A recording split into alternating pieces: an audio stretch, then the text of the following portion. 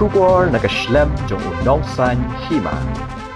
Usembut Menteri Rangba jong ke Sarkar Jilla uba Preston Tinsong habaya keren bat kilat pathai khubor hakakat saw tarik ubenai nok pra arajar arpuar bat haba jubab halor ke jingkeli hak baya day bat ke smart road ke basyak kintum hapo ke smart city nakaliang jong uba Tinsong ulaong bayakan ke surok ke Sarkar ke klempat aya ke work order bat ke tender ru on sakon ban Maria da ban kot ye ka tender an sedang no ban Pyntreikam ha ka ban tho ye ka jinghe jong ka surok shishu ba tensong ulaong ba hapo ka ni ka smart city ki don shibon ki jingthmu ki ba hap ban pensiona thamai ki ba kinthum nadu ki street lights nangta ki jakayat ki zat ne ki footpath pat ka ba kham kong sane ka long ban penbet ye ka kom penya ya ki pipe nangta ki cable wire bat ki wei ki ban long bet ha ka wei ka jaka hagani ka sngi ne kalyang jong ba tensong ula benrap ru da ka baong ba yakini baro ne kalyang jong ka sarkar kadang perkhat ban Pyntreikam no shen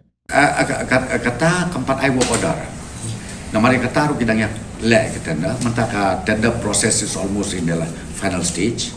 The once that is done, specification is there, the detail what is the total length of that smart road also, everything is there.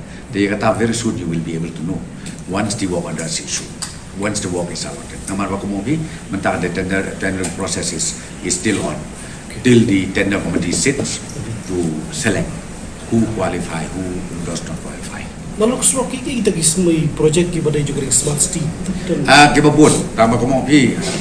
Kili betane kelam aman ngamdon lu ki detail. Tama kiri babun ki components. Lagi jong yung components. Pi ong street light ko don. Di pi ong ban beautify ye kiti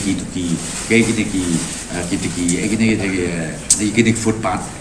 Nang ta kamtam ka major issue ang ne kalong baya ka shifting of utility.